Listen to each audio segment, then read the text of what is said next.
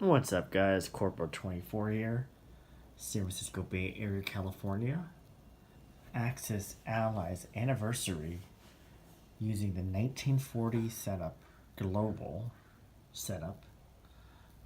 This is not the official setup, just to give you guys a heads up. But this is what the board looks like after 7 rounds in the books.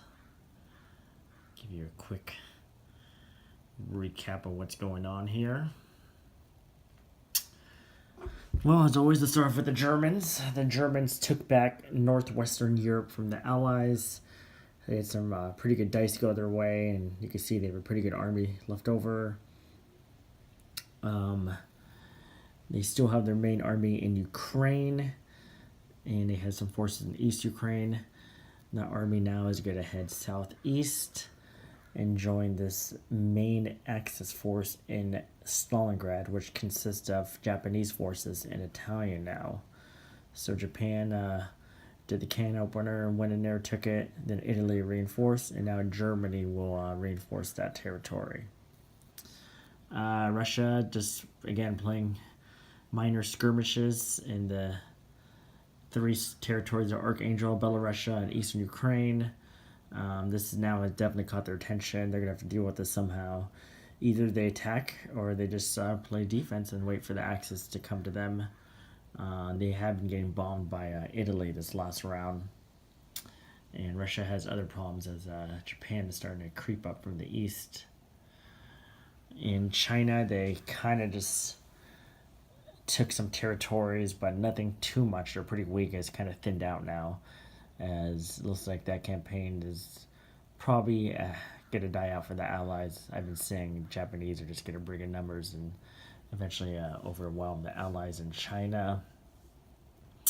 Japan, just doing its thing, building some tanks in French Indochina, keeping the line moving from India into Persia into Stalingrad.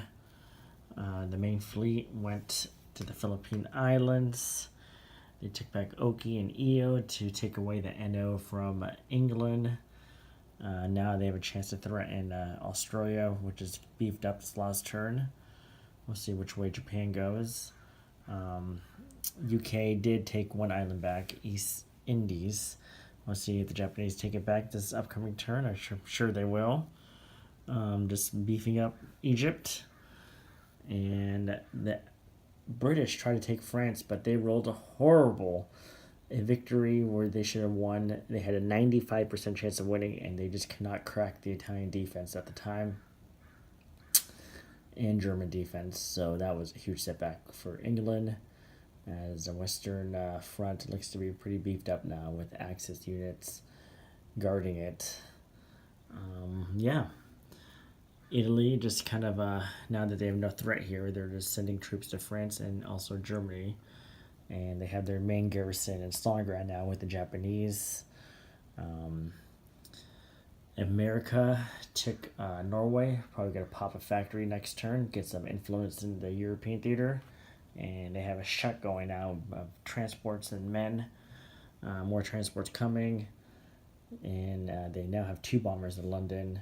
As they did bomb Germany this last round, but it was only 1 IPC damage. And in the Pacific, they're just kind of playing hide and seek with the Japanese. They don't have the numbers to attack the Japanese, so they're just going to have to retreat until more help comes. But it looks like the U.S. is going pretty much harder on Europe, so the Allies might just have to play defense on the Pacific side. But we'll see. China's still hanging in there, but they're thin. And that is 7 rounds of the books. Going to start the 8th round soon, and we'll see what happens. All right, deuces.